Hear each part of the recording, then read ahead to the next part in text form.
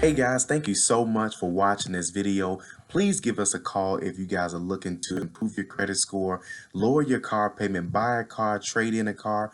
If you're looking to purchase your first home, if you're looking to purchase a rental property, we can help you. Give us a call today, 877-205-7771. Talk to you guys soon, and thanks again. Hello everyone, this is Calvin Russell, CEO and founder of 850 Club Credit Consultation. Hope everyone's doing well today. Today we're going to talk about home ownership versus renting in 2020. Let's go straight into it.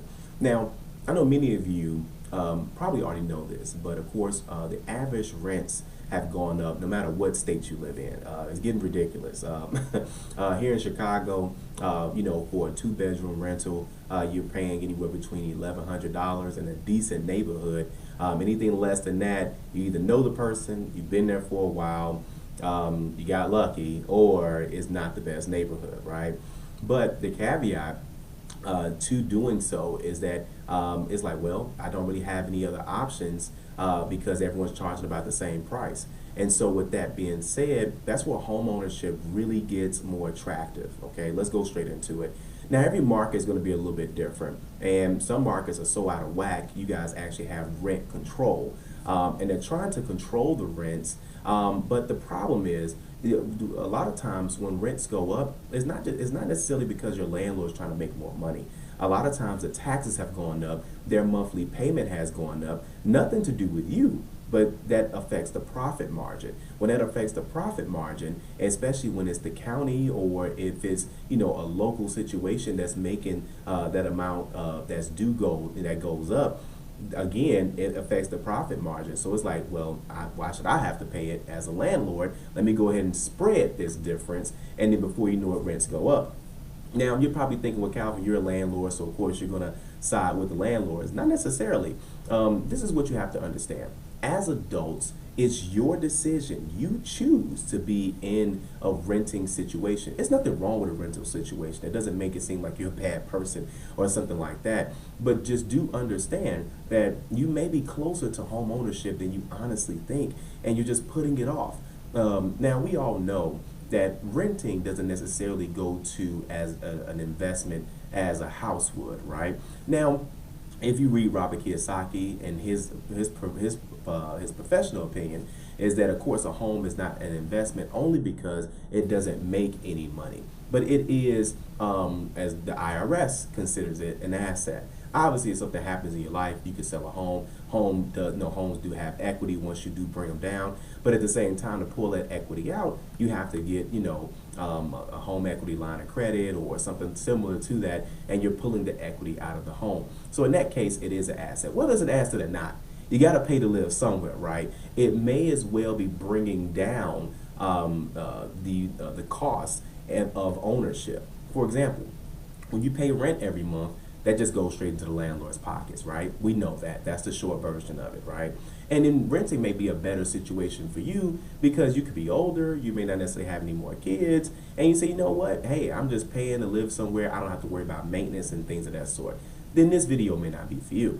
But for those of you who are like, you know what? Honestly, I'm renting, but but at the same time, if I could put this towards a mortgage, I would actually own something. And I know for a fact within 15 to 30 years of me being in that home that it will now be mine. And here's another thing you guys got to start thinking about too: retirement. We don't do too many videos on topics like that, but we got to start diving more into that because we don't really consider that.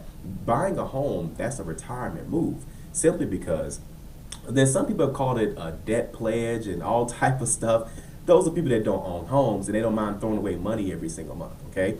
So no one's getting out alive, right? We know that time is inevitable. With that being said, at some point, you're going to start considering retirement. Once you start considering retirement, then at that point, you have to decide, okay, which route do I want to go with this retirement phase, right? And there's nothing wrong with that because once you get to 50, 55, 60, 65, at some point you're going to start with you're going to go into retirement. Once you go into retirement, the question is, what are you going to do with that largest expense known as living expense, okay? And with the largest expense being living expense, what if you didn't have to pay that? Well, you wouldn't have to pay that if you already own a home because you don't have to pay to live anywhere. That's what we got to start thinking about. what are we going to be paying to live somewhere in 15 to 30 years. Now, that's if we're talking about a traditional single family home, right? Now, if we're considering of course, a multi-family unit, that's even smarter because now you have a situation where now you're collecting rent instead of paying rent. And even long after you're gone, your family can now, collect that same rent. And now you have income coming in. Now you have cash flow coming in. And imagine owning a 2-unit building, a 3-unit building, a 4-unit building. And yeah, you got a mortgage for 15 to 30 years. But let's say you're in your 20s, you're in your 30s, you're in your 40s. By the time you're 70 years old, even if you're in your 50s, by the time that you are, 65 through 80 years old, by that time, you have a building that's now paid off, and now you have that money coming in as a cash flow stream. So this is how you have to look at it. Even if you're like Calvin, I have no problem renting. I love renting. I don't mind where my money goes, who the landlord or property management keeps it. Not a problem. But still, you can use your credit to purchase a home and rent it out. Especially if you're in an area where you can actually, profit, from that. It may not necessarily be a single family, it could be a rental property. There are a lot of people in Chicago where they still live with, their landlord because of the lease agreement. They still live with their parents. They still live where, their boyfriend, girlfriend, or wife, or whatever the case may be. And they say, you know what, I just want to buy a building to use that as income. You could easily do that. Like in Chicago, I've sold homes to people that, it's a 2-unit building. The first unit covers the actual mortgage. The second unit is now bringing in an additional $1,000 a month, $1,100 a month. And now you're talking about making $12,000 to $15,000 a year on top of what you currently make. And so that's what home ownership should look like. That's what rental property ownership should look like. And you can do that. I promise you, you can do it. And we can help you get there if your score is not there.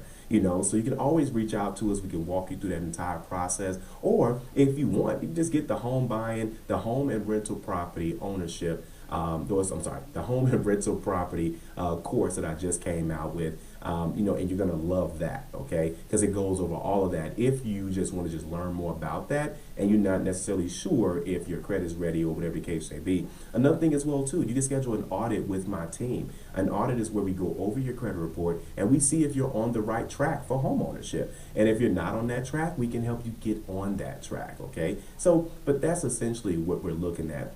When you're looking at home ownership versus renting in 2020, the rents have gone up. They're starting to match what a person would pay for a mortgage. And you need to put yourself in, or at least understand that you could be in a position of home ownership or rental property ownership. If you like this video, like it. You want to share it. And as always, be sure to subscribe as we have nothing but great content on the way. Thank you all so much. Have a great day.